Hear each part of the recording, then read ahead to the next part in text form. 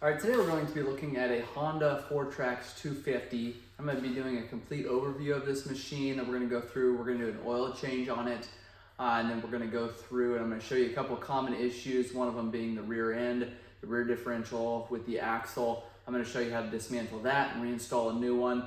A couple other things we're going to do on this one. I've done carb clean on these, as well as replace some of the front end parts and the back end parts. So definitely check out our channel if you want to see some of those other videos. Hit that subscribe button if you found this video helpful, and give us a thumbs up so that you are notified when we get more videos posted on this machine.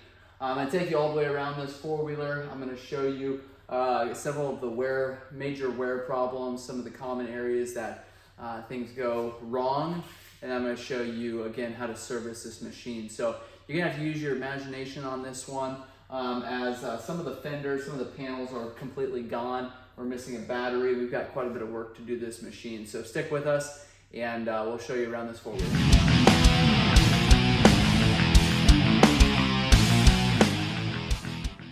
All right, a couple of things that you're going to notice right away on this four-wheeler that looks a little unusual is the front end. So they've got a different style of front end on these. It's not, doesn't use your typical knuckles with your spindles. This has got a kind of a swing arm type front end to it, and this is actually built into your frame. So you can see here, this is all part of your frame. And I wanted to show you how to identify which four-wheeler you have and which year is. Your VIN number is going to be right here. So it's going to be sitting across the front of there. It's going to be 17 digits long. This has a 10th digit of an E, which is a 1984. So this is a Honda 1984 Fourtrax 250, and that's how you would identify that. One thing to point out here quick while we're on the front end, we've got grease zerks here on the front. You want to make sure those are well lubricated. Make sure those bearings in there stay in good shape. You got your front shocks here. They're a little smaller shocks. You've got front hydraulic brakes, which is unusual for this time period. Like I said, this is a 1984, so it's a little bit older, and a lot of the stuff was mechanical in 84, but this one happens to have hydraulic brakes. So up here is your front hydraulic brake master cylinder. You've got hoses that run down to your front end. You do have drum brakes on these, so they're not going to be disc brakes like one might hope for, but this one happens to be front drum brakes. You got grease zerks in there as well. Make sure you go ahead and lubricate those while you're doing it. So typically you're going to have a panel here that covers your fuel tank. That's going to be a metal fuel tank on this one. So one of the downsides on metal fuel tank obviously is rust. So that's going to be something that we're going to be looking at here in a little bit to see if we need to do some maintenance on that fuel tank. On the right hand side here, you're going to obviously have your rear brake pedal. Above your rear brake pedal, you've got your clutch adjust. So you can see there you've got your increase and decrease. You've got a 14mm lock nut there, and then you can just adjust it forward or backwards depending on what you're needing there. If it's lurching forward, you're going to want to decrease it. If it's not engaging, you're going to want to increase it. So I've shot another video on how to properly adjust that on and off your four-wheeler. You can see exactly how that mechanism works in there. Check that video out on our channel. Here is your oil filter cover. So you've got 3 8mm headed bolts there, and those are going to be specific to this cover. So you want to make sure you go back with the right ones. That's a small internal oil filter here. In front of your clutch cover is going to be your oil dipstick. So this is going to be how you check your oil as well as how you fill it up. So oil dipstick and your fill plug here. Oil filter is here. And this model has a Kickstarter back here, which is nice because I'll show you on the other side the Kickstarter gear. It's not, I would say, a super common problem, but it's not unheard of that those kickstart mechanisms go out. And you typically don't have to do a lot with the actual Kickstarter arm here, but it's the gear on the other side there that we're going to mess with. So we've got your swing arm here on the back end, and then you've got one single shock in the back.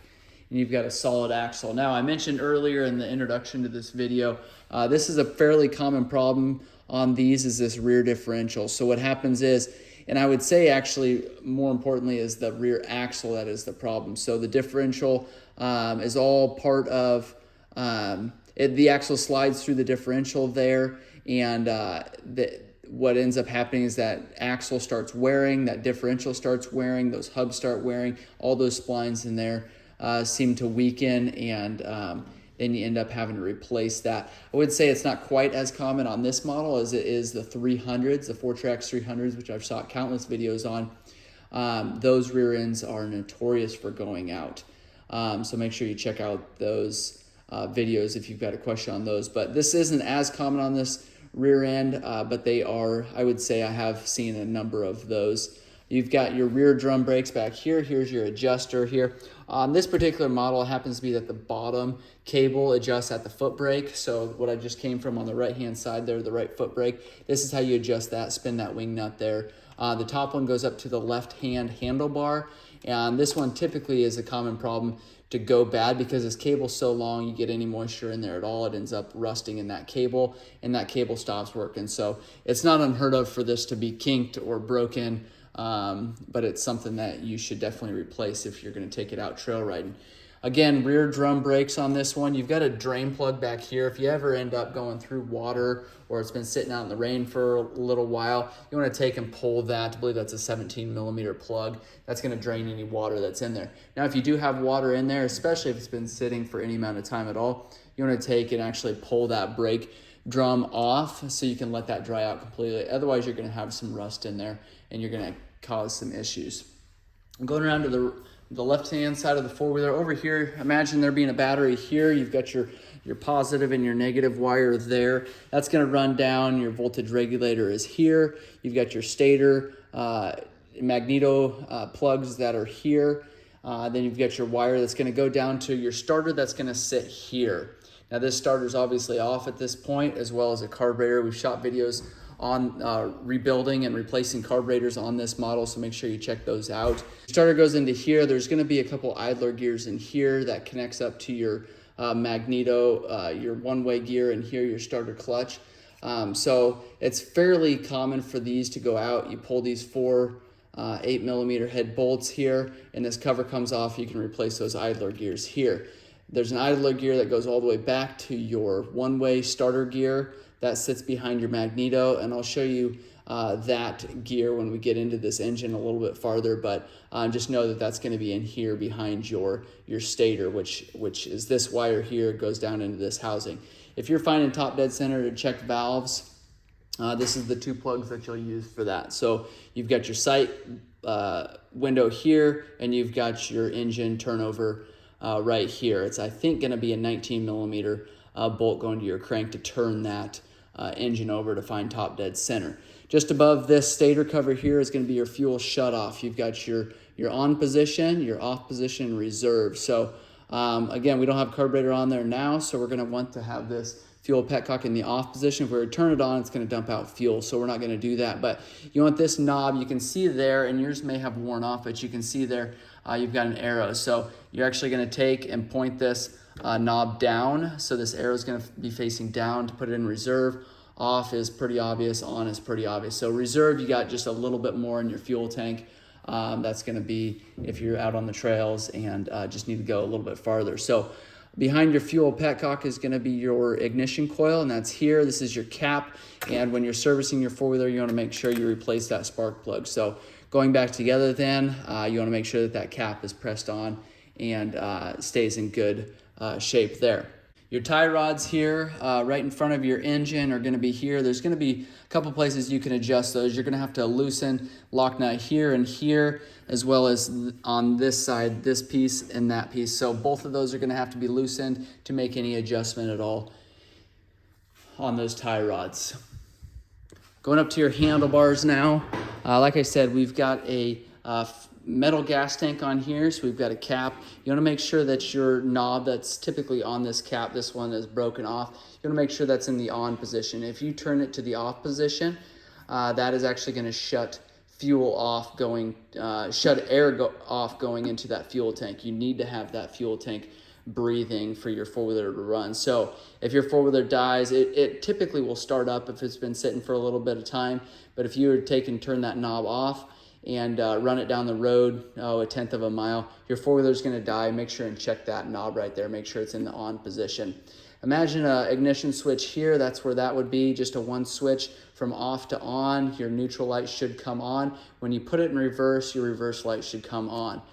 Now to put it in reverse, if you're not familiar with that, on this model what you do is you take, and this is your reverse knob here, most of the time these knobs break off. So just know that this is your reverse knob. So what you do is you actually take and push down on that, you pull in on the brake lever, so it's kind of a safety switch there, and then you're gonna take and actually press down on your shift lever. So press down, and then you're gonna feel it pop into reverse, and that light's gonna come on. You wanna make sure that that light's on, make sure you felt it pop into reverse, and that you can let go of this handle at that time. That's in reverse. You can hit the gas, you're gonna go in reverse. Now to get it out of reverse, simply take your foot underneath the gear shifter, pull up, and that's gonna kick it out of reverse. So that's putting your Honda Fourtrax in reverse on this model. And this is gonna be the same way. Actually, they use this same reverse feature all the way up through the mid-2000s and maybe even farther than that. Kind of an interesting way of putting in reverse, but it's kind of hard to flip from going 60 down the road into reverse when you've got this style. So on the left-hand side here, you're gonna have your lights on off. You're gonna have your high-low beam there. This is a common problem on a lot of Hondas, because what happens is this run off switch right here will actually allow you to turn your ignition on, hit your start button, and your four-wheeler will actually turn over when this on off switch is in the off position. So your four-wheeler sit there, it'll turn over, and it will not start. That's killing spark, it's not killing power completely. So that's not the case with all makes of four-wheelers, but it happens to be the case with Hondas. A lot of people bring their four-wheeler into the shop and say, just can't get it to start, it just turns over. You go out there, flip the on-off switch to the run position, and hit that starter, it fires right up. So that's something to look out for if your four-wheeler's not starting. Right by your start switch, which is here, is going to be your choke lever. Pull it towards the outside of the four-wheeler or towards the end of the handlebar is going to be the choke position. If you want to shut your choke off, push it all the way in. You've got a little arrow there, if yours hasn't worn out, that shows you that this is choke, that's disengaged, so the choke's disengaged. On the right-hand side is going to be your thumb throttle. That's really about all there is on the right-hand side. You want to make sure that when you flip that thumb throttle, just blip it like that, that thumb lever pops back. That's how you know that spring on the actual carburetor is working. If that doesn't happen, if you were to take and push that in like this one, and it stays like that, that's like cruise control. That's a bad idea, because you're gonna push that throttle to go, and then you're not gonna be able to stop it without pulling that lever back. So make sure that that's adjusted properly, make sure that pops back out. Kind of a cool feature on these older Hondas, and this happened midway through the 90s, I believe. They had a headlight that actually popped off with a cord on them. You can actually take that around and use it as a spotlight. So you've got probably a 6-foot cord that's attached to this headlight, and it just pops off from this rubber mount here, and then you can take that with you where you're wanting to go, as long as it's within 6 feet. So kind of an interesting feature that they don't do anymore, that they just did in, like I said, the late 80s. So coming off of the top here, going down to the seat area. To remove the seat, then you've got a lever over here on the left-hand side of your four-wheeler. You take and pull that lever up. That's going to allow you to open up that seat. And this is what the mechanism looks like here. So it should be spring-loaded. You hit that lever, it's going to release those latches. Typically, this would be here, because we don't have a carburetor on this one. This rail here has been moved. That rail and those two dampers these posts sit right down inside there. Same way with these, sit down there. Airbox obviously is going to have a cover over top of it. You've got 4 clips here.